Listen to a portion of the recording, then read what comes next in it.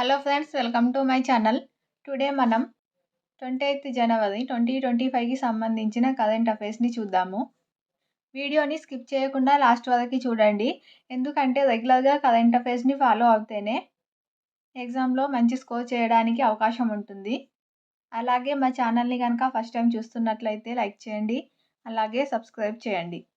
First current affair చూసినట్లయితే Bharat they kho kho ప్రపంచ cup. మొట్టమొదటి ఖోఖో ప్రపంచ కప్లో భారత్ ఆధిపత్యాన్ని చాటుకుంది. పురుషులు, మహిళల విభాగంలోనూ రెండింటిలో టైటిళ్లు సొంతం చేసుకుంది.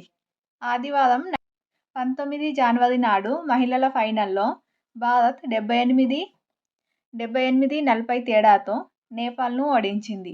దీనికి కెప్టెన్గా ఈ భారత మహిళల జట్టుకు కెప్టెన్గా ప్రియాంక ఇంగ్లే. అలాగే పురుషుల తుదిపోరులో కూడా భారత్ ఆధిపత్యాన్ని చాటుకుంది. ఇందులో కూడా నేపాల్ను ఓడించి విజయం సాధించింది. మహిళలు అలాగే పురుషుల విభాగంలో రెండింటిలో కూడా భారతదేశం నేపాల్పై విజయం సాధించింది అని గుర్తుంచుకోండి. అలాగే నెక్స్ట్ చూసినట్లయితే భారత జట్టు మేనేజర్గా దేవరాజ్. ఐసీసీ ఛాంపియన్స్ ట్రోఫీలో పాల్గొనే భారత జట్టుకు హైదరాబాద్ క్రికెట్ సంఘం హెచ్సీఏ కార్యదర్శి ఆర్ దేవరాజు మేనేజర్గా ఎంపికయ్యారు. నెక్స్ట్ కనుక చూసినట్లయితే భారత మొబిలిటీ గ్లోబల్ ఎక్స్పో 2025ను ప్రధానమంత్రి నరేంద్ర మోదీ 2025 జనవరి 17న ఢిల్లీలో ప్రారంభించారు. ఇది దేశంలోనే అతిపెద్ద వాహన ప్రదర్శన. అలాగే నెక్స్ట్ రూపాయలు 400 కోట్లతో ఐటీ పార్క్ 10 లక్షల చదరపు అడుగుల విస్తీర్ణంలో హైదరాబాద్లో ఏర్పాటు చేయనున్నట్లు వెల్లడి. ఇది సీఎం రేవంత్ రెడ్డి సింగపూర్ పర్యటనలో సందర్భంగా నిన్న కూడా చూసాము.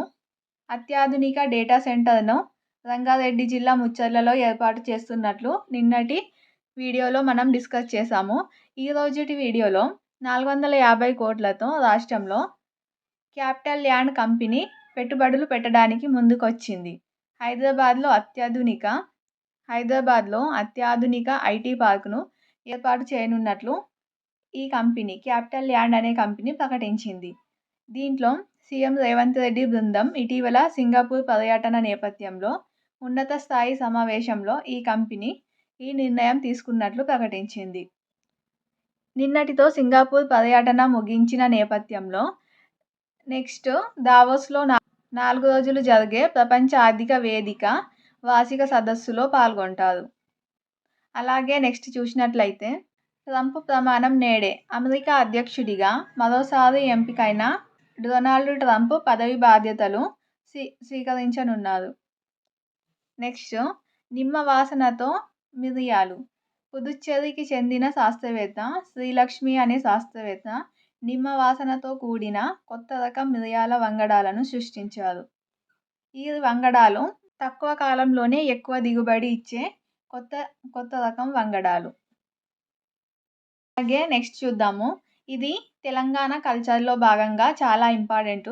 తెలంగాణ కల్చర్కి సంబంధించి ప్రతి ఎగ్జామ్స్లో క్వశ్చన్స్ వస్తాయి కాబట్టి కరెంట్ అఫైర్స్లో మనము ఈ విధంగా అప్డేట్ చేసుకుంటూ ఉంటేనే ఈజీగా అవుతుంది. కొమరవెల్లి బ్రహ్మోత్సవాలు ప్రారంభం.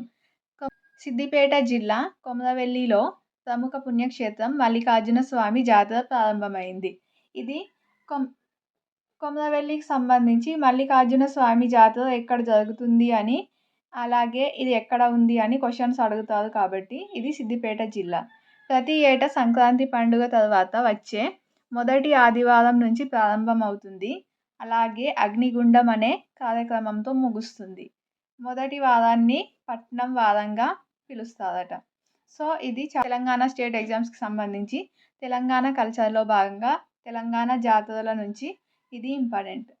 అలాగే నెక్స్ట్ అంతర్జాతీయ స్థాయిలో సత్తా చాటిన క్రీడాకారులకు ఇది క్రీడా అవార్డులకు సంబంధించిన అంశం.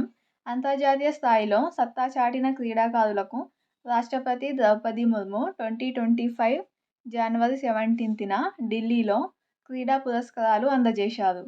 మొత్తం 32 మందిని అర్జున అవార్డులు వరించాయి. అర్జున అవార్డులు 32 మందికి అందించారు. అలాగే అత్యున్నత పురస్కారమైన మేజర్ ధ్యాన్చంద్ ఖేలరత్న అవార్డును నలుగురికి ఈసారి ఎంపిక చేశారు.